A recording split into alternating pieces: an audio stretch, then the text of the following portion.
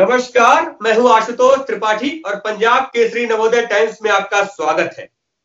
आज हम आपको लेकर चल रहे हैं प्रकृति की ओर, पंछियों की दुनिया में। पंछी वह भी जो विदेश से आते हैं, भारत में विभिन्न देशों से आते हैं, यहाँ पर कुछ समय रुकते हैं और उसके बाद फिर वापस जाते हैं। हर वर्ष उनके आने और जाने का क्रम बना रहता है। खास तौर से राजस्थान में विदेशी पंछी बड़ी संख्या में आते हैं।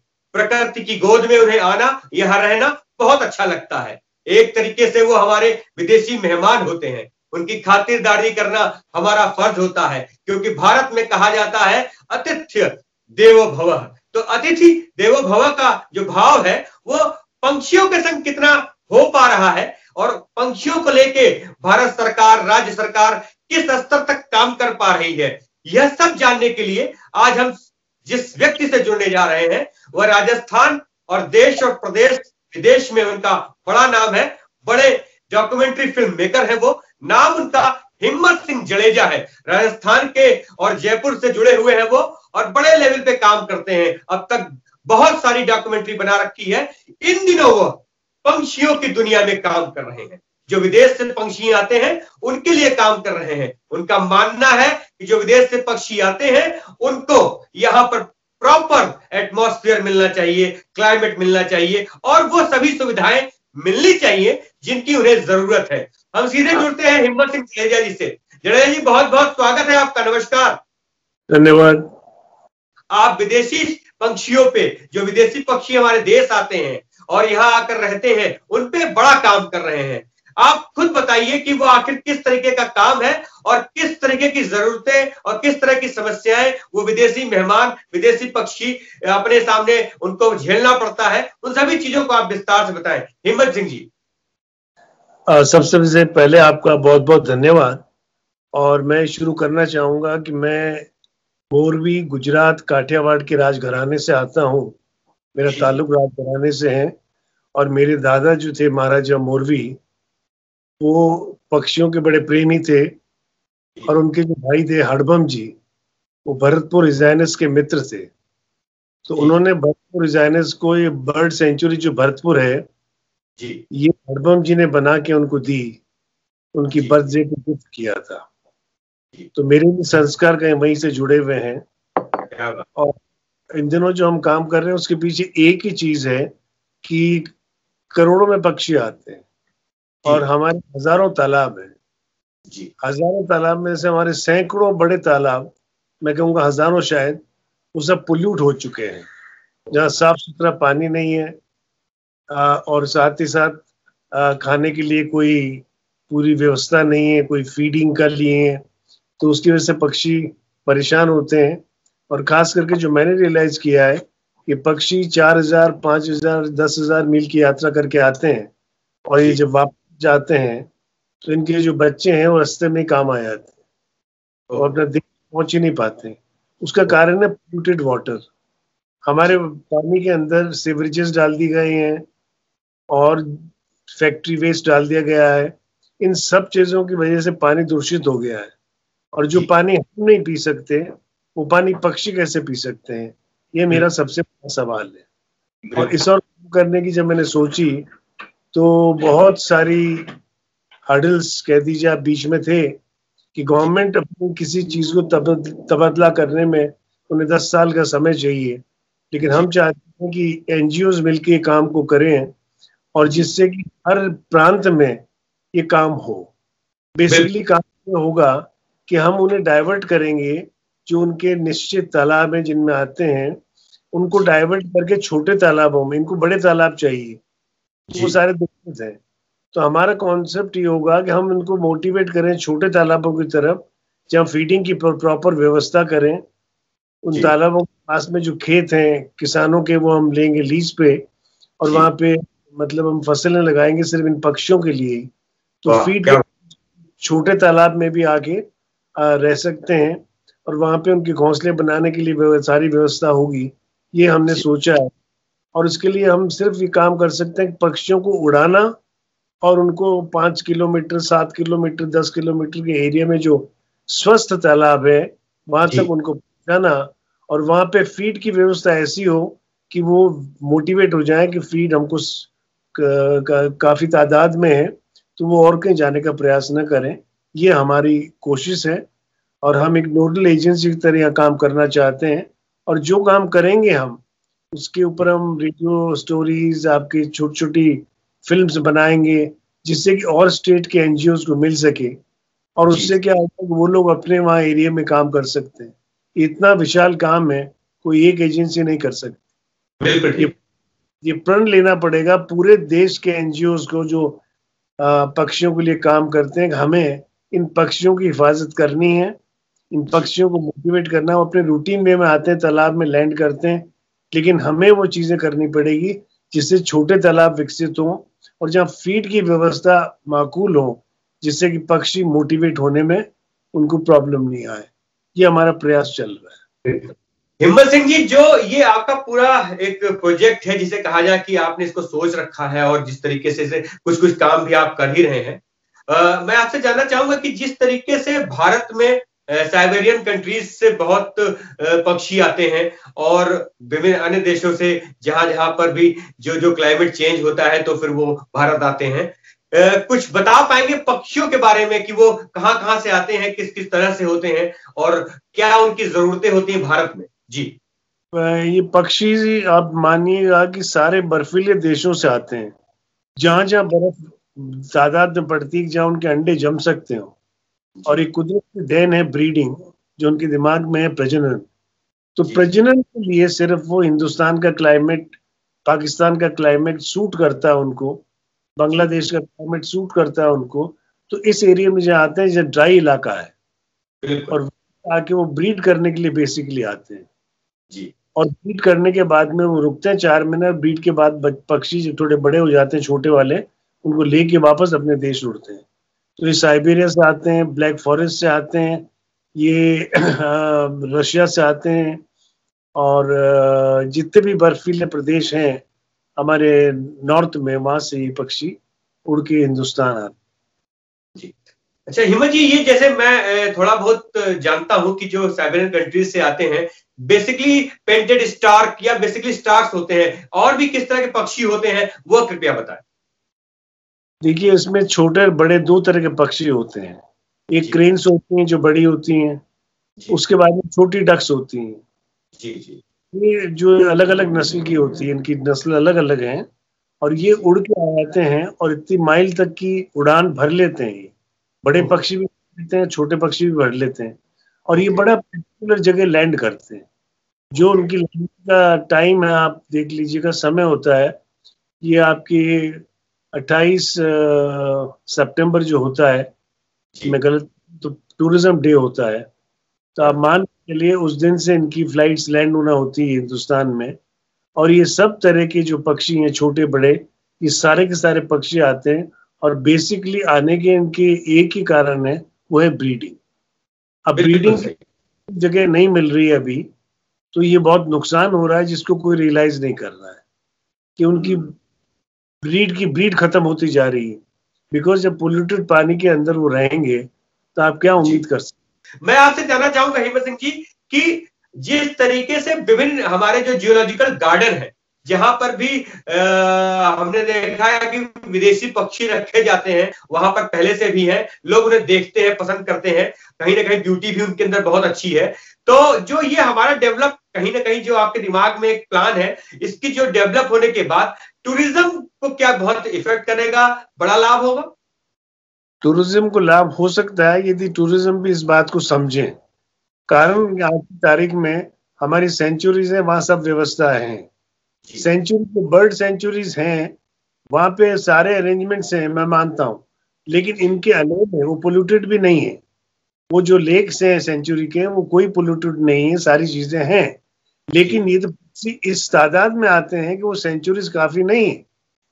तो मेरे कहने का मतलब ये, जब तक हम सब प्रयास मिल के नहीं करेंगे पूरे मुल्क के लिए, तब तक इनके लिए हम कुछ नहीं कर सकते।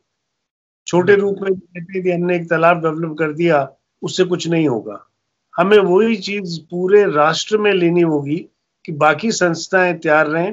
इसके लिए हम सेमिनार्स करेंगे, इसके लिए कॉन्फ्रेंसेस करेंगे, एक्सचेंज प्रोग्राम्स रखेंगे, स्कूलों को इन्वॉल्व करेंगे, पक्षियों के लिए प्रेम और जो घायल पक्षी हो जाते हैं उनकी किस तरह से ट्रीटमेंट हो, तमाम चीजें वो देखना जरूर होगा। फिर उनको रिहेबिलिट करना, ये पूरा एक प्रयास है। तो उस प्रयास में जो ट्रस्ट है, the foundation, the bird foundation, वो काम कर रहा है, लेकिन हमारा जो प्रोजेक्ट है वो रुका पड़ा है सिर्फ फंड की वजह से। हमने 3 साल का प्रोजेक्ट बनाया है। ये 3 साल में हमारे पास टोटल खर्चा आता है कि कम से कम उसमें मान के चलिए 100 आदमी इन्वॉल्व होकर काम करेंगे अलग अलग तालाब के ऊपर, और हम सिर्फ एक डिस्ट्रिक्ट पे काम करेंगे, जयपुर डिस्ट्रिक्ट। बिल्कुल। उस काम को हम, हमारे प्रयास यही होगा कि दूसरी जितनी संस्थाएं हैं जो इनमें लगी हुई हैं पक्षियों के लिए, हम उन तक हमारी जो कार्य योजना है वो पहुंचाएं, जिससे कि वो अपने यहाँ इस तरह का प्रयास कर सके। ये मेरा, तो वो हमारा प्रोजेक्ट 3 साल का है, उसका हमने कॉस्टिंग निकाला तो 3 करोड़ आता है। बिल्कुल तो ठीक है। उसमें हम 40 तालाब को बिल्कुल वहां से शिफ्ट करके बर्ड्स को, और अच्छे आसपास के आइडेंटिफाई तालाब के अंदर जहां हम, मैंने कहा, फसलें लगाएंगे उनके हिसाब से कि जो हम सब सारे पक्षी नॉन वेजिटेरियन ये नहीं है, अमूमन पक्षियों की तादाद अधिक वेजिटेरियन। ओके। उस हिसाब से उनको यदि फसल नुकसान भी करते थी, लेकिन यहाँ तो हम खुद जो जान करके आइडेंटिफाई करके वो लोकेशन उन्हीं के लिए होंगी, और हम इसको चाहते हैं कि हमारे को कोई संस्था, कोई ऑर्गेनाइजेशन बड़ी हमें कोई फंड करें तो हमारे काम चल निकलेगा, और जिससे हम समय समय पर, टाइम टाइम पर जो हमारे दूसरे प्रांतों के एनजीओज हैं, हम उनको देते रहें, उनको बुलाते रहें, एक्सचेंज प्रोग्राम करते रहें, तो इससे काफी कुछ हो सकता है। ये लंबा यात्रा है, इसमें 10 साल भी लग सकते हैं, 10 साल में बहुत किया जा सकता है। काम बड़ा है, पूरे देश स्तर पे करना है इसे, तो निश्चित रूप से बड़ा ही है। आप सिर्फ एक जयपुर की बात कर रहे हैं, और जिस तरह से वहां काम है वो भी बहुत बड़ा है। पूरे देश पे तो बहुत ही बड़ा काम होगा। हिम्मत सिंह जी, एक चूंकि ये सारी चीजें हो रही हैं, पक्षियों पर बात कर रहे हैं हम, और नेचर और पक्षी सभी को संरक्षित करना हमारा कर्म, हमारा धर्म है।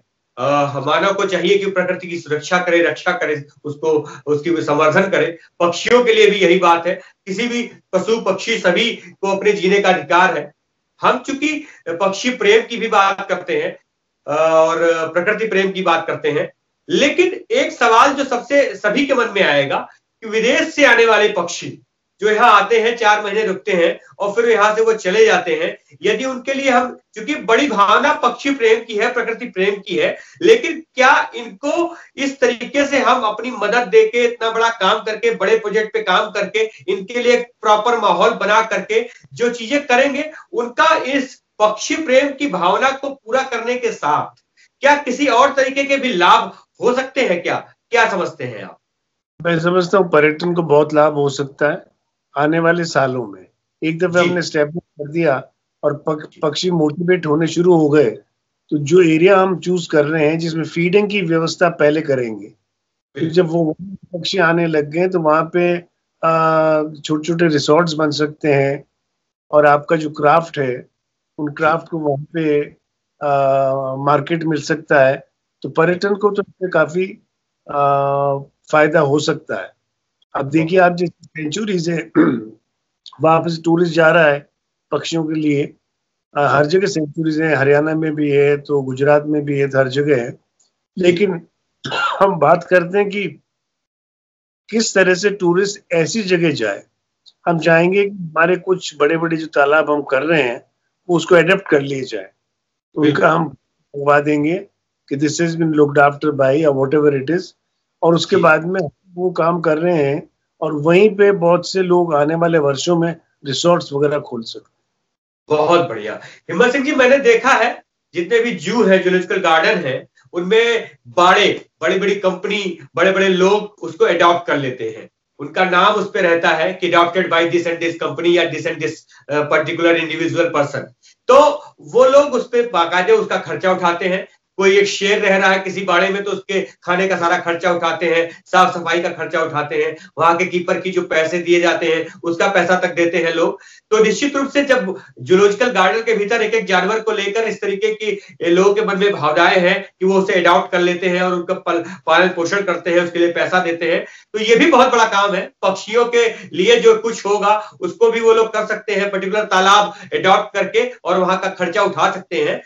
हेमंत सिंह जी, जैसा कि आप चूंकि थिएटर से जुड़े हुए हैं और कला संस्कृति कल्चरल के फील्ड में आपका बड़ा नाम है, वर्षों आपने काम किया है और अभी भी कर रहे हैं, मैं आपसे ये समझना चाहूंगा कि जब ये सारे इलाके डेवलप हो जाएंगे जहां पे हमारे विदेशी मेहमान, विदेशी पक्षी आते हैं, तो जैसा कि आपने कहा कि वहां पर रिजॉर्ट्स वगैरह खोले जा सकते हैं, छोटे छोटे थिएटर या क्राफ्ट को लेकर काम किया जा सकता है, तो मैं यह भी समझना चाहूंगा कि जो बड़े बड़े कल्चरल इवेंट्स होते हैं, जैसे कि अगर आप डिग्गी पैलेस की बात करें जयपुर में, तो वहां एक बड़ा कार्यक्रम होता है, इस तरह के कार्यक्रम भी क्या इधर आयोजित किए जा सकते हैं? क्या इस तरह आप क्या समझ पाते हैं? बिल्कुल किए जा सकते हैं, लेकिन पेशेंस जरूरी है। ये हम जो कर रहे हैं ये आने वाले 10 साल में हो सकती है। बिकॉज मोटिवेट करना पक्षियों को एक तालाब के ऊपर तमाम चीज करना, उनकी तादाद बढ़ाना हर ईयर, हर वर्ष, तो उसमें एक प्रोसेस में समय लगेगा। तो जब तक उसके पीछे नहीं जाएंगे और नेक्स्ट फेज में हम सोच सकते हैं कि ये चीज डेवलप हो तो 100% होगी। और हम चाहते हैं कि युवा हमारे खुद के देश के स्कूल्स जो हैं वो अपना प्रोग्राम करें इन पक्षियों के लिए देखने के लिए, वो मोटिवेट करना चाहते हैं। हर स्कूल में हमारी छोटी छोटी फिल्में जाएंगी, तमाम चीजें, लेक्चर्स होंगे, वो सारी चीजें हमारे इस प्रोजेक्ट में है जो हम कर रहे हैं 3 साल के लिए। सिर्फ रुके पड़े हैं, हमारे पास फंड्स नहीं है, बाकी we are all set with everything. मैं आपको एक छोटा एग्जांपल देता हूँ। हमारे यहाँ एक मेन तालाब है जहां से हम शुरू करेंगे जयपुर से कोई 20 किलोमीटर पे, जिसका नाम है चंदलाई। अब उस तालाब को आप जाके देखेंगे तो वहां से देखेंगे आपको स्काई क्रीपर्स नजर आएंगी, बिल्डिंगें, और उनका वेस्ट आप देखेंगे उस तालाब में बड़े बड़े पाइप्स के जरिए आता हुआ। तो जब आपने ये कर दिया है और वहां आपके हजारों पक्षी आते हैं, अब गवर्नमेंट कहेगी कि हमें इसको रिमूव करने में 10 साल चाहिए जी, पाइपलाइन लाएंगे, बजट लाएंगे, यहाँ से वहां बाहर भेजना 30 किलोमीटर। इन सब प्रयास में गवर्नमेंट समय लेगी, हमें समय देना नहीं चाह रहे। हमने हमारा रखा है सर, हमने आइडेंटिफाई किए हैं करीबन 22 तालाब उसके नजदीक। तो 5 किलो एरिया में है, 7 किलो में 10 किलोमीटर, 12 किलोमीटर, 20 किलोमीटर, तो बर्ड्स वहां से डिस्टर्ब होगी वो वहां जा सकती है। और उनका पॉइंट होगा कि उन सब की जगह हम उनका फीड रेडी है, उनको ग्रीन फील्ड लगेंगे एडजॉइनिंग टू द लेक्स। तो वो ये होगा कि उनके पास में जब फीड वहां मिलेगा तो पक्षी वहां जाने के लिए मतलब सोच सकते हैं, मोटिवेट होंगे। और करने से जब वो तालाब डेवलप होंगे तो आने वाले समय के अंदर हम कर सकते हैं। लेकिन मैं तो एक ही चीज रखूंगा कि जितने भी ऐसे प्रोजेक्ट्स हो रहे हैं वहां पे हम स्कूल्स को मोटिवेट करें। हमारे खुद की स्कूल्स की संख्या हजारों में है, लाखों में है, हमारे स्कूल्स क्यों नहीं जाए उन पक्षियों से को देखने के लिए? तो स्कूल्स के अंदर चीज डाली जानी चाहिए और हम इन स्कूल को इन्वॉल्व करेंगे ड्यूरिंग हमारी जो पतंग फेस्टिवल होता है, काइट फेस्ट जयपुर में सकरात के ऊपर, तो उसमें पक्षी बहुत घायल हो जाते हैं और बहुत से विदेशी पक्षी घायल होते हैं। हमने एक फिल्म भी बनाई है उसके ऊपर कि यहाँ किस तरह से डॉक्टर्स काम करते हैं, किस तरह से उनको आपस रिहेबिलिट करते हैं, वो पूरा एक प्रोसेस है। तो हम चाहेंगे देखिए बच्चे इसमें इन्वॉल्व हो जी, एक्टिविटीज के अंदर बच्चों का इन्वॉल्वमेंट लेंगे हम कि वो उन्होंने एक सब्जेक्ट टाइप बना लिया है और ऐसी चीज करके, और उनमें जब तक इंटरेस्ट जागृत नहीं होगा तब तक मजा नहीं आएगा, आप जो कर रहे हैं उसका फल नहीं मिलेगा। बिल्कुल जैसे हमने प्रयास किया था, हमारे यहाँ जो डांसेस होते थे उसमें कालबेलिया डांसेस होते थे, तो उन डांसेस को हमने पुष्कर में जब देखा तो हमारे दिल दिमाग में आई ऐसा डांस है ये तो पूरा विश्व में जाना चाहिए। बिल्कुल बिल्कुल। वहां से एक आर्टिस्ट थी गुलाबी सपेरा, तो वो हमने उनको साथ में लिया और साथ में चले। आज वो बड़ी स्टेब्लिश्ड है और सुन के अच्छा लगता है कि हिंदुस्तान के अंदर तो हो ही रहा है, लेकिन कम से कम 20 कंट्रीज के अंदर आज इसकी क्लासेस चल रही हैं ऑनलाइन। बहुत बढ़िया, इतनी बड़ी बात। और जो सपना हमारा था वो पूरा हुआ। जैसा कि आपने कहा कि गुलाबो सपेरा वास्तव में पूरे विश्व के स्तर पर गुलाबो सपेरा प्रसिद्ध है और कालबेलिया नृत्य तो अब बहुत सारे देशों में सिखाया और दिखाया जा रहा है। यह आपकी ही पारखी नजर थी कि गुलाबो सपेरा जैसे कलाकार और कालबेलिया नृत्य को आपने समझा और आज वो पूरी दुनिया में जाना और देखा जाता है। तो हिम्मत सिंह जी, मैं भी ये जरूर आपसे जानना चाहूंगा कि जिस तरीके से आपकी पारखी नजर कालबेलिया नृत्य और उस कलाकार गुलाबो पे पड़ी थी, उसी तरीके से अब आपकी पारखी नजर और आपके वर्षों का अनुभव पक्षियों को लेकर काम कर रहा है। तो पक्षी प्रेम और उसमें फिर कला संस्कृति का मेल, रिजॉर्ट्स पर्यटन का मेल, इसी तरीके से कई डायमेंशन पे आप सोच के काम कर रहे हैं। निश्चित रूप से यह भी सफल होगा अगर चीजें सब पॉजिटिव होती गई। और उम्मीद है मुझे कि जो आप पक्षियों को लेकर इतने बड़े स्तर पर सोच रहे हैं, जयपुर से निकलकर वो पूरे देश के स्तर पर छाएगा।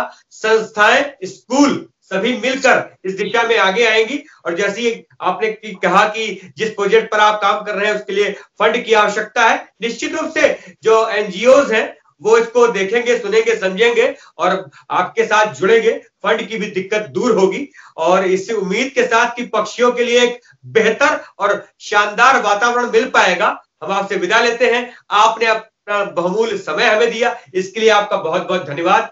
नमस्कार। नमस्कार, धन्यवाद सर।